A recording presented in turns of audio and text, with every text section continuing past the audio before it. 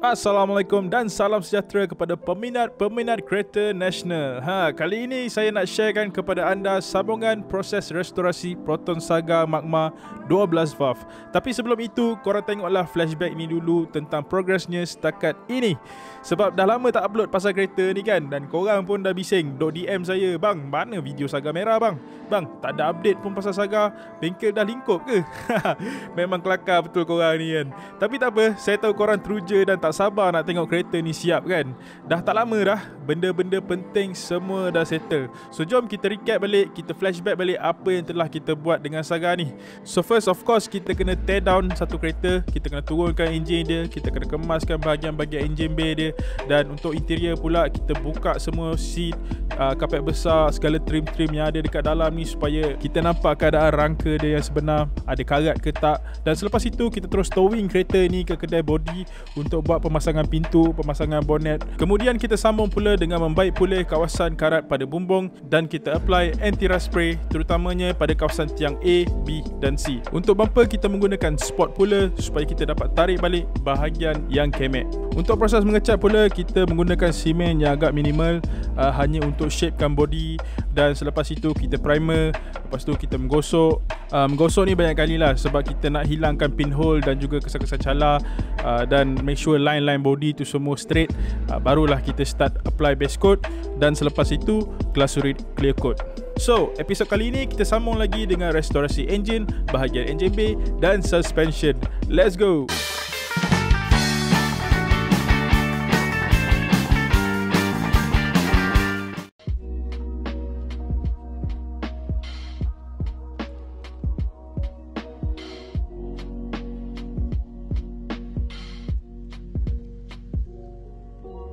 Alright, tiba masanya untuk kita start overhaul enjin ini. So first kali, sebelum nak akses bahagian dalaman enjin, kita buka dulu alternator, segala puli, segala belting dan part-part yang terlekat pada blok dan juga head.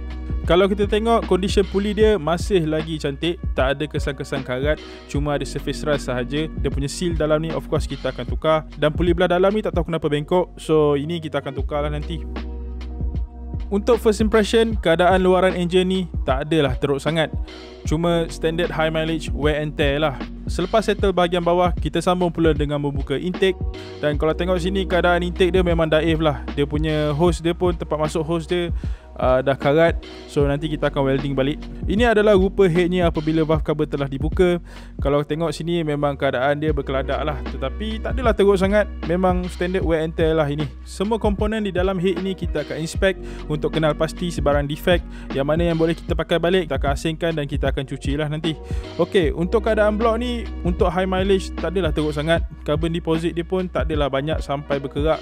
So untuk enjin ni, Apek akan bertanggungjawab untuk overhaul balik. Apek sebagai pemain yang berwibawa akan settlekan A to Z untuk reboot balik enjin ni. So ini adalah rupa blok dia dari bawah. Selepas oil pan dibuka, sekarang ni Apek nak access dia punya piston, nak tengok keadaan piston dia boleh lagi ke tak pakai. Dan selepas keempat-empat piston dikeluarkan dan diasingkan, Apek terus buka oil pump. So ini adalah keadaan crankshaft sebelum dibuka. Memang berkeladak, tetapi kawasan bearing ni tiada cala. Itu adalah tanda-tanda yang bagus lah. So ini adalah keadaan blok yang sebelum dicuci.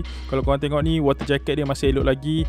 Dan belah atas pun sama, dia punya sleeve tak ada pun cala. Ini memang petanda yang bagus lah. Maksudnya enjin ni sihat, tidak pernah ada masalah cooling, lubrication atau masalah piston dan piston ring defect. Setelah kita dah identify part-part dalam enjin yang nak dipakai balik, kita rendam dulu dalam tong dengan sabun dan degreaser. Ini bagi melembutkan kerat-kerat dalam part-part tersebut supaya senang untuk dicuci bersih.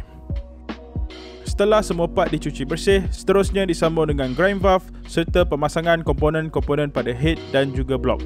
Piston ring, conrod bearing dan main bearing ditukar baru.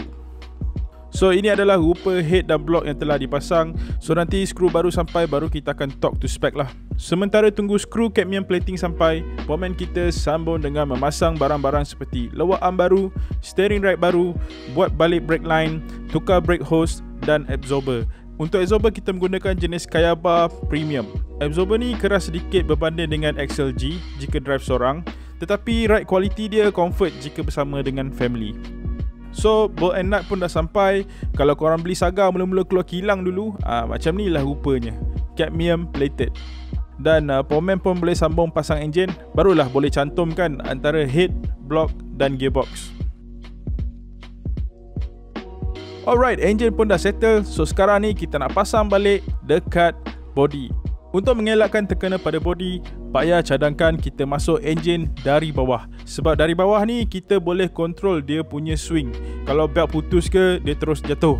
Tak adalah terkena pada frame. Sayang weh cat. Dan sebenarnya lebih mudah nak masukkan mounting kalau kita buat daripada bawah ni. Untuk saga ni kita ada 4 bracket mounting, 1 di sebelah timing belt, 1 di sebelah gearbox dan 2 di sebelah bawah. So bracket mounting ni terus dipasang dan terus diikat pada body.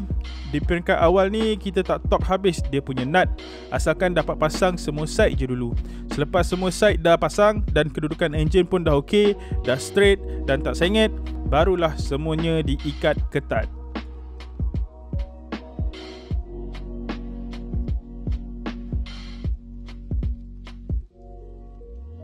So inilah rupanya guys, enjin dan gearbox yang telah dipasang pada enjin bay. Lepas ni payah akan settlekan wiring, pasang carburetor, pasang radiator, masukkan minyak enjin, minyak gearbox, check leaking dan selepas itu kita boleh hidupkan enjin ni. Alright guys, so kereta ni basically enjin kita dah pasang. Cuma yang ini sebab ada beberapa barang dia tak lengkap lagi. Cuma saya untuk just nak bagi, tak excited sangat sebab nak hidupkan kereta ni. So kita akan hidupkan dulu enjin ni. Kita pinjam dulu carburetor ni. Ini carburetor kita pinjam dulu sebab carburetor dia kita sedang hantar untuk buat servis. Kita beli repair kit dan kita hantar untuk buat full service carburetor. And then barang-barang lain macam battery punya bracket apa semua kita akan pasang kemudian lah. Kita just nak start hidup dulu, kita nak tengok keadaan dia macam mana. Battery bracket dia pun kita silap colour itu, so kita hantar cat balik. Sepatutnya dia ikut warna body tapi tercat warna hitam, so kita hantar balik pergi cat. So sementara nak tunggu barang-barang tu siap, just nak start dulu enjin ni, nak tengok macam mana, adakah dia boleh hidup. So ini adalah first start lah. Bismillahirrahmanirrahim. Ya.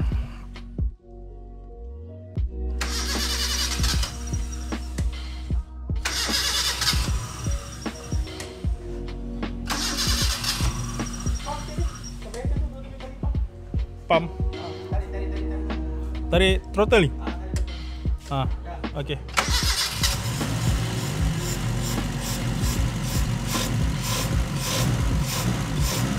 Alright.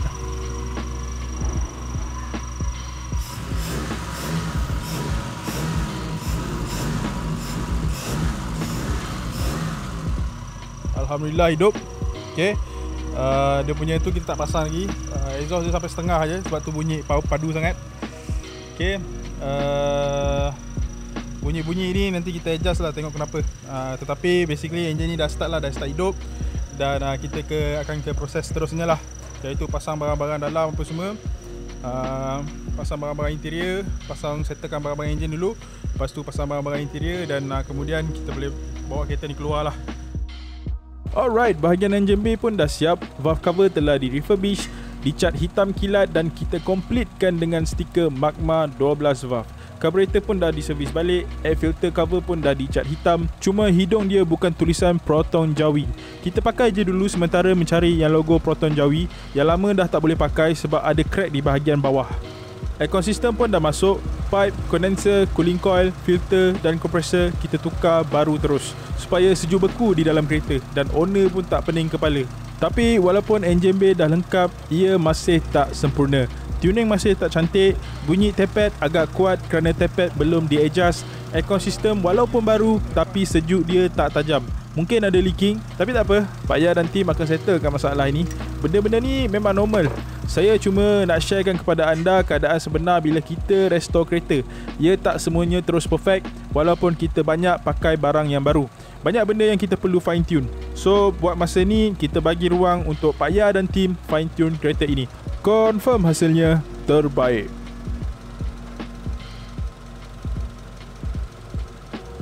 Untuk tuning carburetor pula, mungkin kita akan menghadap sifu saga kita iaitu Wak Chodeng di Bukit Gambir. Sebab Wak Chodeng ni tune carburetor memang terbaik. Alang-alang boleh running engine ni sekali. Alright guys, so itu saja untuk episod kali ini. Kita dah lihat macam mana diorang pasang enjin. Dan kita nak sambung lagi dengan kerja-kerja yang lain seperti pasang lampu, pasang bumper depan, settlekan barang-barang interior dan sebagainya. So itu kita akan post pada episod yang akan datang. So guys, itu saja untuk episod kali ini. Terima kasih kerana menonton. Assalamualaikum.